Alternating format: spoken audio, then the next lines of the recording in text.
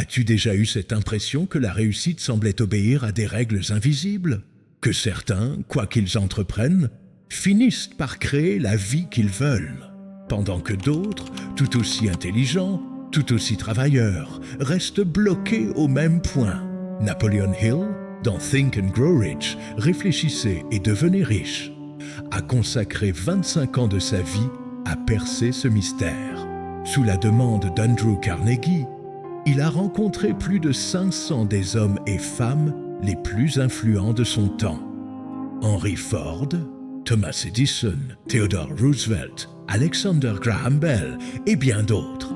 Et après un quart de siècle d'observation, il en est arrivé à une conclusion simple mais révolutionnaire. La réussite n'est pas une question de chance, c'est une science, une discipline intérieure, fondée sur des lois précises. Des lois que très peu de gens appliquent vraiment, et c'est pour cela que la majorité échoue. Dans cette vidéo, tu vas découvrir les 8 lois fondamentales du succès, celles que Hill voulait absolument que tu comprennes avant tout le reste. Des lois intemporelles qui fonctionnent encore aujourd'hui à l'ère du numérique, des réseaux sociaux et de la distraction permanente. Mais surtout, tu vas comprendre comment ces lois peuvent transformer ta manière de penser, d'agir et de créer ta réalité. Ce que l'esprit de l'homme peut concevoir et croire, il peut l'accomplir. Napoleon Hill alors, prépare-toi, parce qu'aujourd'hui, tu ne vas pas seulement écouter une théorie sur la réussite, tu vas découvrir un plan intérieur, une carte mentale que Hill considérait comme le secret le plus puissant au monde. Plan de la vidéo. D'abord, on va comprendre le problème central. Pourquoi la majorité des gens échouent à appliquer ces lois. Ensuite, on plongera dans 8 principes universels que Hill appelait les lois mentales du succès. Et enfin, on verra comment toi aussi, tu peux les incarner au quotidien pour passer de la simple compréhension à la transformation. Parce que la vraie richesse, selon Hill, ne commence jamais sur ton compte en banque. Elle commence dans ton esprit. Pourquoi si peu de gens réussissent? Pourquoi tant d'efforts finissent par l'épuisement, la lassitude ou le sentiment d'injustice? Hill l'avait vu partout, dans les usines, les bureaux, les familles, les écoles. Le problème n'était pas le manque de travail, ni même le manque d'intelligence. Le vrai problème, disait-il, c'est que la majorité des gens n'ont jamais appris à penser correctement. Ils confondent activité et productivité. Ils confondent désir et décision. Ils croient vouloir réussir, mais sans jamais définir ce que cela signifie vraiment. Et là commence la tragédie silencieuse. Des vies entières consacrées à poursuivre des objectifs flous, inspirés par les désirs des autres. Hill écrivait « L'échec le plus commun, c'est l'abandon du contrôle de sa propre pensée. » Cette phrase est brutale, mais elle est vraie, parce que sans direction intérieure, la pensée devient une mer agitée. Tu es ballotté par les circonstances, les opinions, les modes, les réseaux, les nouvelles, les doutes. Tu veux réussir, mais tu ne sais plus ce que tu veux. Tu veux changer, mais tu attends la permission. Et tout autour, le monde moderne renforce ce piège. Chaque jour, des milliers de messages publicitaires, de vidéos, de notifications, tout est conçu pour détourner ton attention. Hill n'avait pas connu les réseaux sociaux, mais il avait déjà prévu ce piège mental. Les pensées dominantes de ton esprit attirent leur équivalent physique. Autrement dit, si ton esprit est envahi de distractions, de doutes, de peurs, tu attires à toi les circonstances qui les confirment. La vraie pauvreté, selon Hill, commence dans l'esprit, et la vraie richesse aussi. Alors, avant de parler de loi du succès, Hill nous invite à reconnaître cette réalité. Nous sommes souvent les architectes inconscients de notre échec.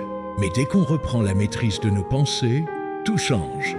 Exemple 1, l'homme qui croyait à une idée. 180 mots, idée visuelle.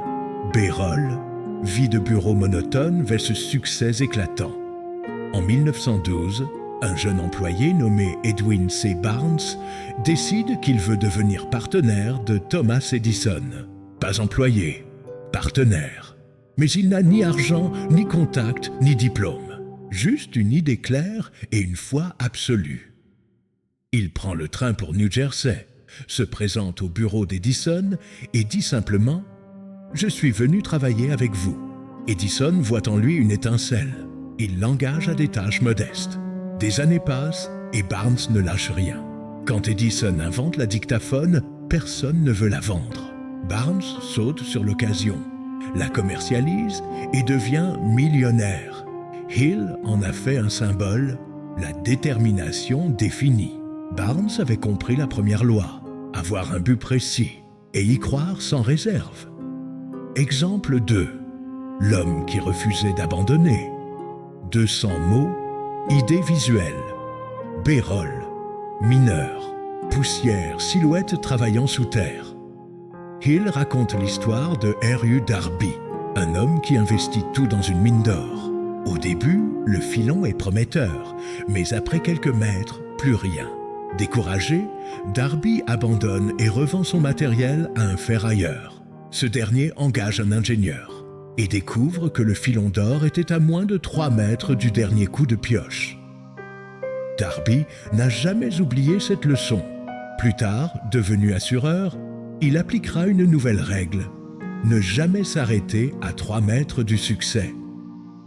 Exemple 3, la loi invisible de Ford, 160 mots. Idée visuelle, Béroll, usine Ford, voitures anciennes, visage concentré. Quand Henry Ford a décidé de créer un moteur à 8 cylindres en un seul bloc, ses ingénieurs lui ont dit « c'est impossible ». Mais Ford a répondu calmement « continuez jusqu'à ce que vous trouviez comment ». 6 mois plus tard, toujours rien. 1 an plus tard, toujours impossible. Et Ford répétait simplement « continuez ». Finalement, la solution est apparue. Et ce moteur V8 a changé l'industrie automobile pour toujours. Hill résumait ainsi cette histoire. L'esprit qui persiste finit toujours par vaincre la résistance du monde physique. Exemple 4. Le pouvoir de l'autosuggestion. 200 mots. Idée visuelle. Béroll. Miroir. Affirmation. Visage concentré. Un autre personnage clé du livre, Charles Schwab, dirigeait des milliers d'hommes chez US Steel. Il répétait chaque jour une phrase simple. « Je suis capable. Je réussis. » Ce n'était pas de la magie, mais de la programmation mentale. Hill expliquait que l'esprit subconscient fonctionne comme un sol fertile. Ce que tu y plantes, tu le récoltes. Schwab savait que les mots façonnent la pensée, et la pensée, les résultats. Il incarnait la 3e loi, l'autosuggestion maîtrisée. Napoleon Hill a appelé son œuvre un manuel de la réussite intérieure. Mais derrière chaque phrase, il y a un code, un ensemble de lois mentales que tout individu doit activer en lui-même pour manifester ses résultats dans le monde réel. Les 8 lois que nous allons explorer maintenant sont le cœur de cette mécanique invisible. Elles ne dépendent ni de ton âge, ni de ton milieu, ni de ton éducation. Elles dépendent uniquement de ta conscience, de la manière dont tu diriges ton esprit. La loi du but déterminé Hill commence par cette vérité. Tout succès commence avec un but précis. Cela paraît évident, mais observe autour de toi. Combien de gens savent exactement ce qu'ils veulent? Très peu. La majorité vit en mode réactif. Répondre à la vie, suivre les urgences, les envies, les opportunités qui passent. Mais sans but défini, ton énergie se disperse. Ton esprit devient un lac sans rive, une puissance sans direction. Hill enseignait à écrire un but unique, clair, précis, mesurable. Pas un souhait, pas une phrase vague, mais une décision intérieure ferme. Et ce but doit être accompagné d'un plan et d'une foi. Tu dois le voir, le sentir, le respirer. Le cerveau humain, disait-il, agit comme un transmetteur d'énergie mentale. Il attire à lui les circonstances correspondant à la vibration dominante de ses pensées. L'erreur, c'est de vouloir tout à la fois. Le secret, c'est d'avoir une direction claire, totale, brûlante. Un homme sans but défini est comme un navire sans gouvernail. Napoleon Hill, Tier 2. La loi de la foi et de la croyance. La deuxième loi est l'amplificateur de toutes les autres. Hill affirme que la foi n'est pas religieuse, mais mentale. C'est la certitude émotionnelle qu'une idée est vraie avant même de l'avoir réalisée. Le subconscient ne fait pas la différence entre le vrai et le faux. Il enregistre ce que tu lui répètes avec émotion et conviction. Autrement dit, tu deviens ce que tu crois possible. Cette loi explique pourquoi certaines personnes semblent chanceuses. Elles vibrent à un niveau de confiance tel qu'elles créent leurs propres opportunités.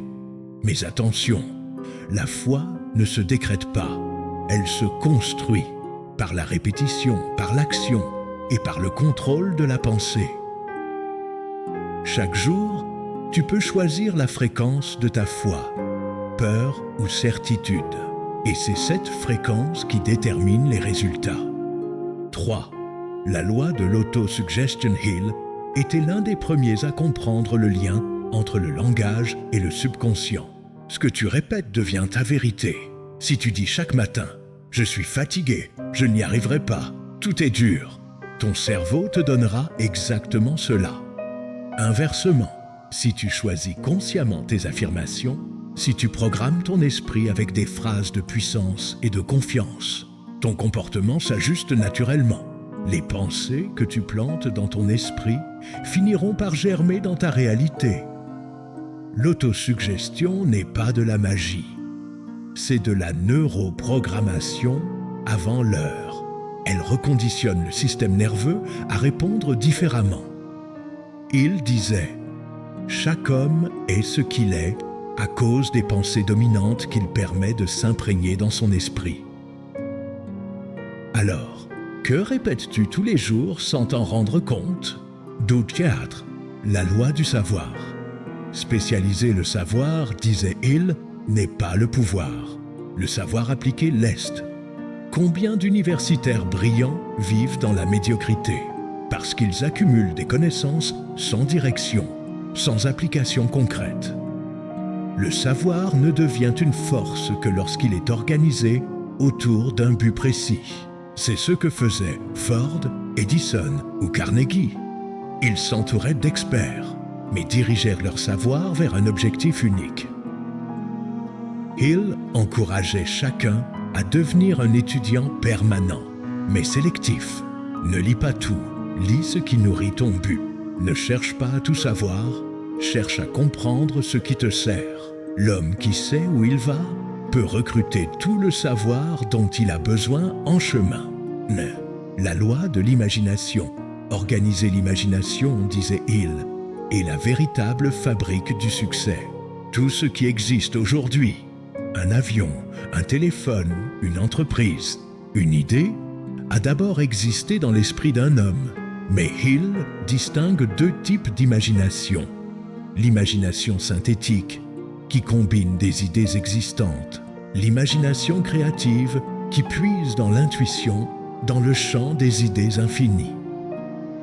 Quand tu médites, quand tu rêves, quand tu es en état de flux, tu touches cette imagination créative. Et c'est là que naissent les grandes découvertes.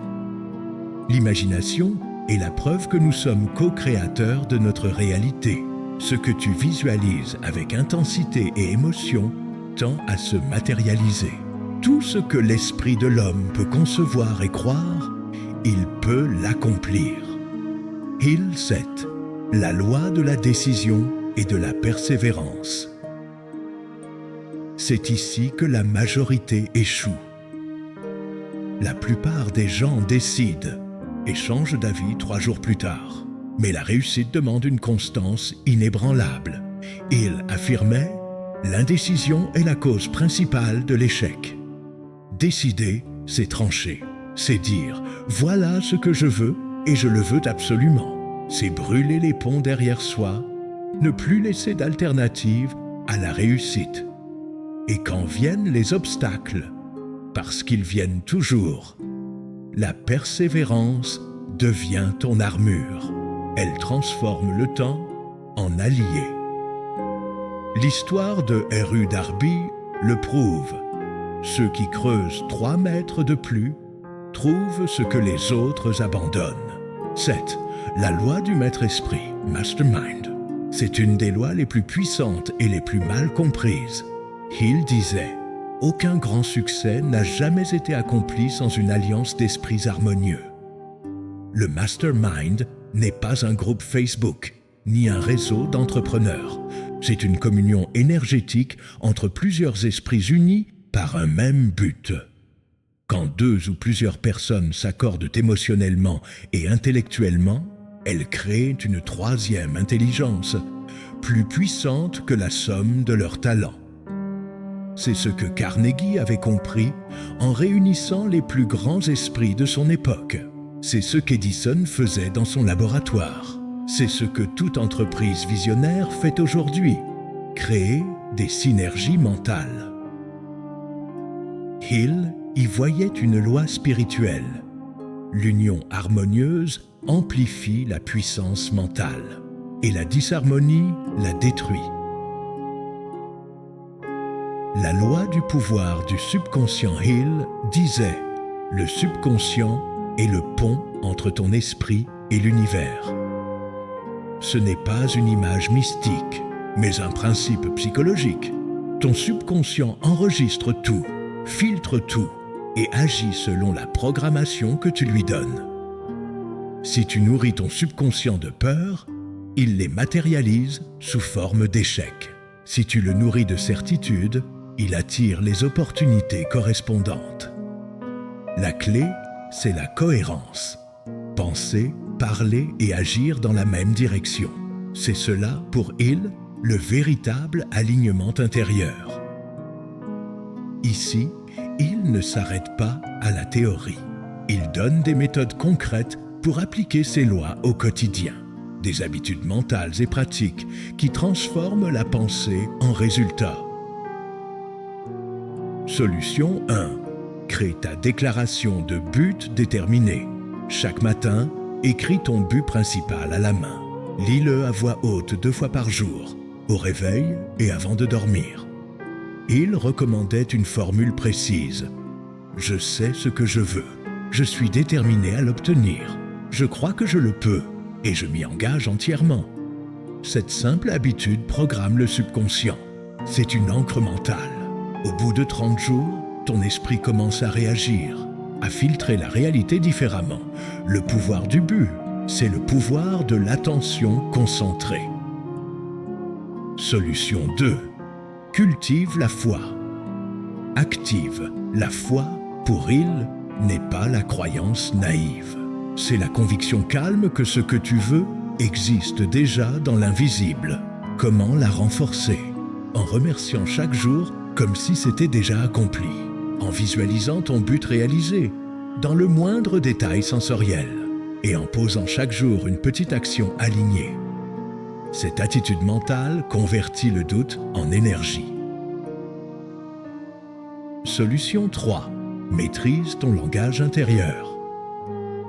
Chaque phrase que tu prononces est une commande à ton subconscient. Remplace le vocabulaire du manque par celui de la création. Ne dis plus « je dois, mais je choisis ». Ne dis plus « j'espère, mais je décide ». Ne dis plus « si un jour, mais quand ». Ce changement sémantique simple modifie ta physiologie, ta posture, ta fréquence émotionnelle. Les mots sont les plus puissantes formes d'énergie connues de l'homme. Hill Solution 4. Active ton environnement du succès. Ton environnement mental dépend aussi de ton environnement physique. Hill insistait. Le subconscient réagit à tout ce qui l'entoure. Nettoie ton espace. Élimine ce qui te tire vers le bas. Entoure-toi de rappels visuels, citations, symboles, objectifs écrits. Crée un environnement qui parle le langage de ta réussite. Solution 5. Construis ton mastermind. Trouve 2 ou 3 personnes alignées avec ta vision. Rencontrez-vous chaque semaine. Échangez sur vos buts, vos progrès, vos blocages. Mais surtout, engagez-vous à maintenir une vibration d'harmonie et de soutien, jamais de critique ou de comparaison. Ce type de cercle est un accélérateur mental. Chaque rencontre renforce ta foi, clarifie ta vision et multiplie ton énergie. Solution 6. Persiste au-delà du visible. La persévérance est la loi des causes invisibles. Tu n'as pas toujours la preuve que tes efforts paient. Mais il disait, l'univers teste toujours la sincérité de tes désirs avant de les exaucer. Ne confonds jamais lenteur et échec. Continue, ajuste et observe. Le succès ne se manifeste pas d'un coup. Il se construit, imperceptiblement, jusqu'à ce qu'un jour, tout bascule. Solution 7. Aligne-toi avec ton subconscient. Il insistait sur la pratique quotidienne du silence. Il appelait cela l'écoute de l'intuition. Chaque matin, reste 10 minutes sans bruit, sans écran, sans distraction. Observe tes pensées. Laisse émerger les idées, les intuitions, les impulsions subtiles. C'est dans ce calme que le subconscient te parle. Hill voulait que tu comprennes une chose. Le succès n'est pas un hasard. C'est un état d'esprit, une discipline mentale, une vibration constante.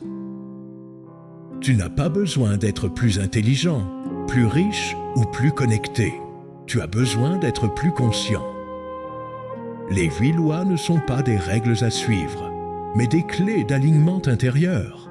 Chaque fois que tu appliques une loi, tu ajustes ton esprit à la fréquence de la réussite. Rappelle-toi, tes pensées dominantes façonnent ta réalité. Tes émotions nourrissent ton subconscient. Tes décisions sculptent ton destin. Les grandes réalisations commencent toujours par une idée tenue fermement, longtemps, malgré tout. Imagine-toi maintenant à la place de Barnes, de Ford, de Carnegie. Ils n'étaient pas spéciaux. Ils avaient juste cru plus fort, plus longtemps, plus consciemment. Et toi aussi, tu peux le faire. Tu peux choisir de te libérer du doute, de l'éparpillement, de la peur. Tu peux te rappeler chaque jour que la réussite n'est pas dehors. Elle est déjà en toi, en attente d'activation. Le point de départ de tout accomplissement est le désir. La seule limite à ton épanouissement, c'est celle que tu fixes dans ton esprit.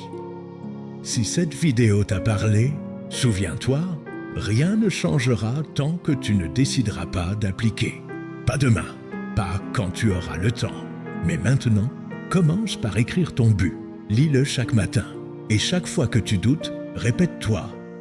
Je suis en train de devenir la personne que je dois être pour atteindre ce que je veux. C'est la seule promesse à tenir, celle qui transforme tout.